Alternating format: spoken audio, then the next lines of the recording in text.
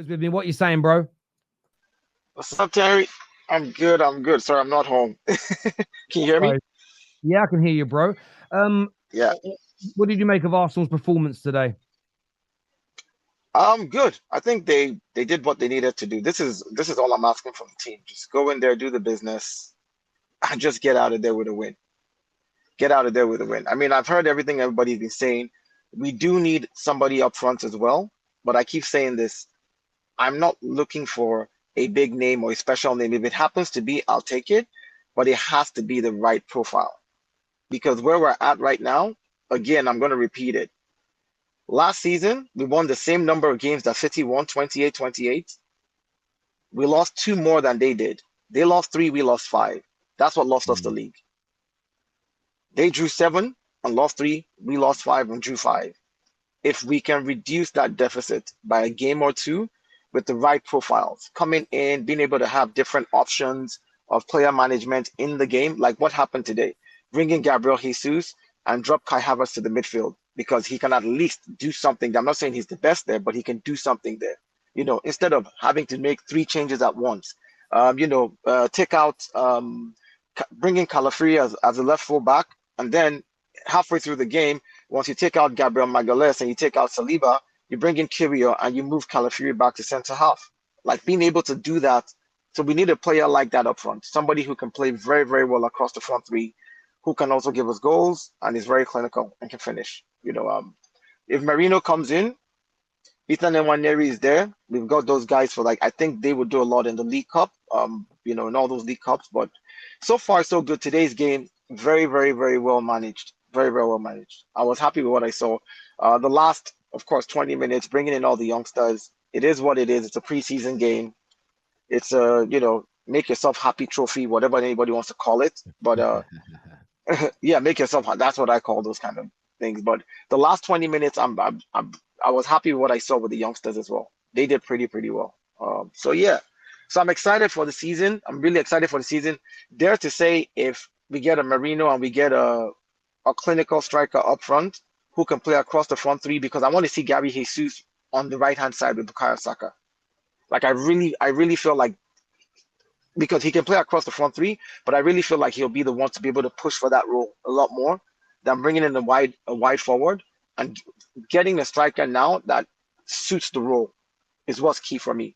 Somebody who, if we can't get a goal, bring them in. Our two goals today, they were from our defenders, set pieces. You know, Saliba and Gabriel, they scored. None of our front line scored today, and for me, that's not a problem when everybody can score on the team and then you're playing in the game and you're unable to get a goal and it's, a few more minutes, bring in that clinical, or that person has been playing, they've not been able to score. Get somebody who can get us set pieces, since we know we're good at it. Get us Mm. five, six set pieces back to back in 20 minutes and let's do something with it. Just win the game, you know. So yeah, they're looking good. I'm happy. I'm happy. I hear that, and I was going to say to you. I mean, a lot of people have said about you need a new striker, and I remember listening to that. I can't wait to speak to Dan Potts about this, just because today is an indication that you might still be. He said you can't rely on set piece goals again, but today seemed to be an indicator that you can rely on set piece goals again because you look deadly at them. Yeah, because sometimes the team will sit really deep and not attack. And you have to attack them. And if you can't find a way through, if your clinical striker is marked up, Bukayo Saka was being double marked today. Again, we saw it. He kept on looking at the linesman for, like, are you not seeing this? And I was like, Bukayo, just play, ignore this. They're going to double mark you regardless.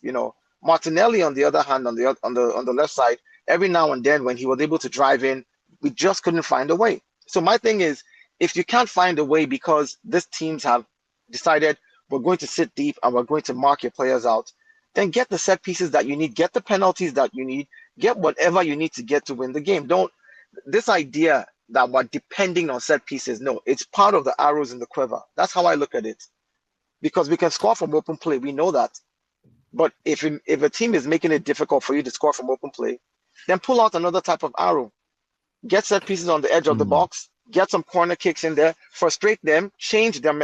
But when they see that you struck the bar twice on set pieces, they'll try to come out and play against you. Now they're open. Now you can cut through them I, because you have I, the I to- ability to. no, I agree. I think that, yeah, look, it's always nice to score some set piece goals and some from open play, but that isn't the reality of every single game. There are, True. Chelsea's most famous night probably in their club's history was the first Champions League win, and the equaliser came from a set piece, and they won on penalties. Does it matter that on that particular night they didn't score from It, open play? it Absolutely doesn't not. matter. Manchester United, our most famous night under Fergie, where we clinched the treble. Both our goals came from set pieces.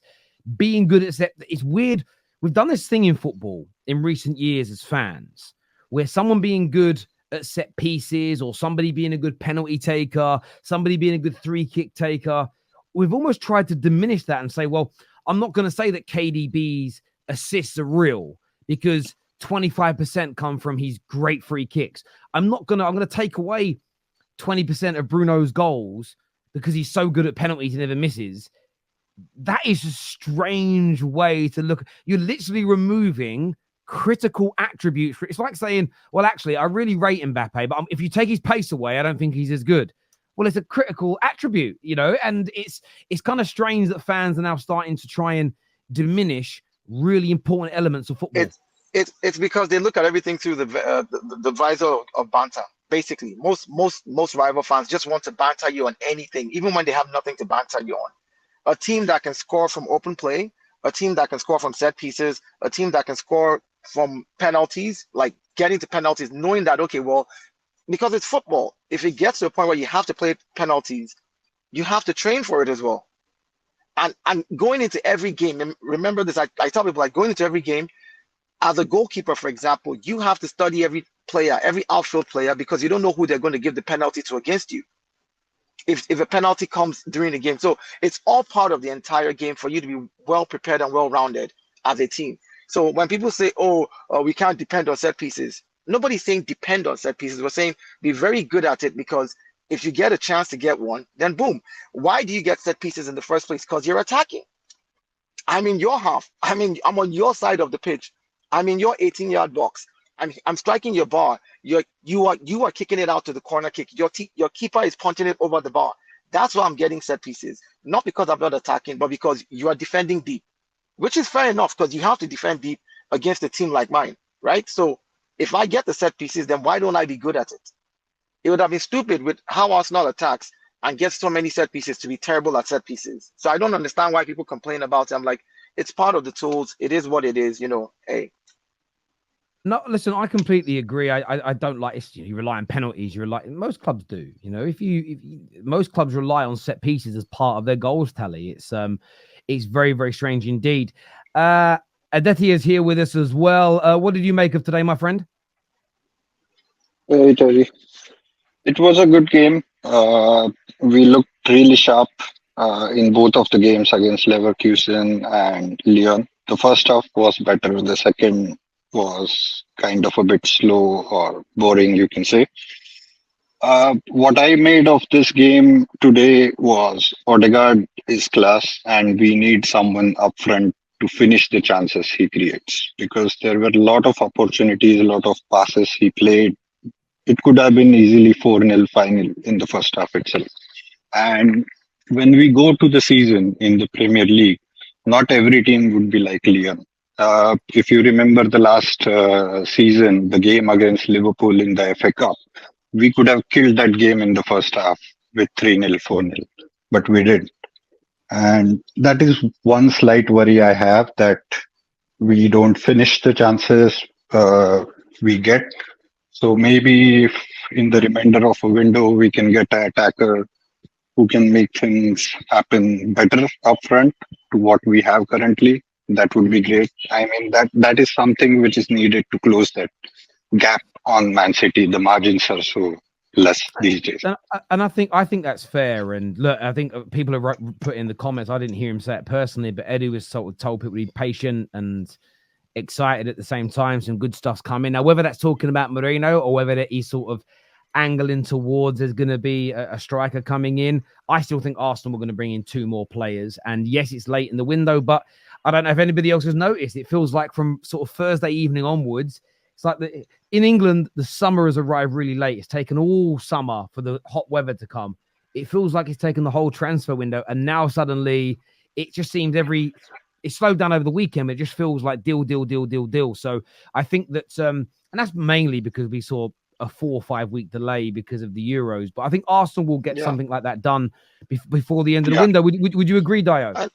Yeah, of course. And then another thing is, it's not like the Arsenal team we have now cannot begin to do the business for us to really focus to get the right profile of a forward player that we need. That's exactly what we should be doing, taking our time to be sure that this is the right profile. Because where we're at right now, it is a 2.3 point difference from winning the league.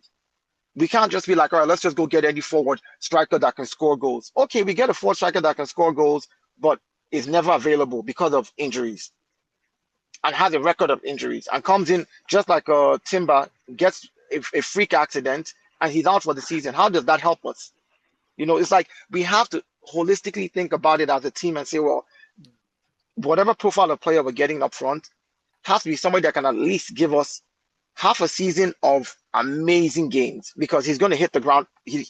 There's no chance that he might hit the ground running if he hasn't played in this league before, unless it's a player who's tried and proven and tested in the Premier League already that we're getting, that we can say, oh, okay, well, you can hit the ground running because you've already been playing here.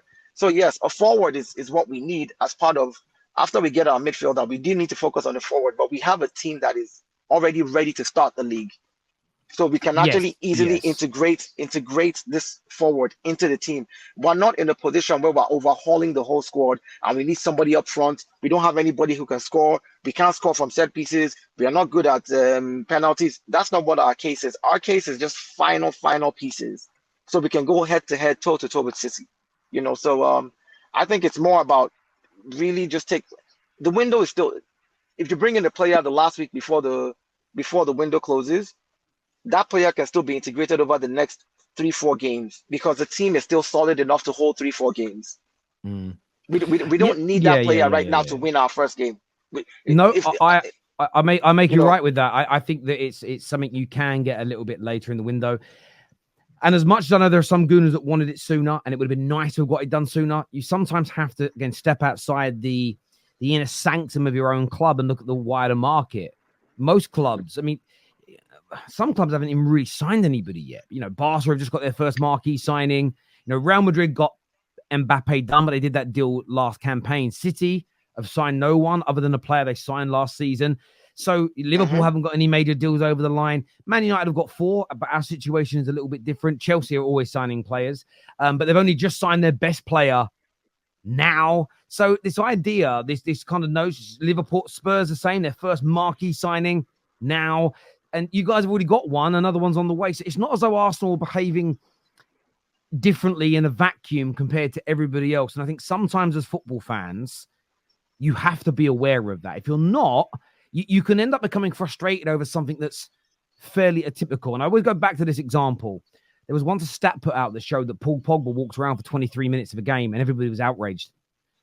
And I always remember saying, I've never seen this produced by a single stats company. Well, you've got to show us the walking stats for everybody else to give us an idea whether 23 minutes is normal or abnormal. Or not. Because the context is moved away from the situation. So, yeah, I think it's really, really key indeed to look at that.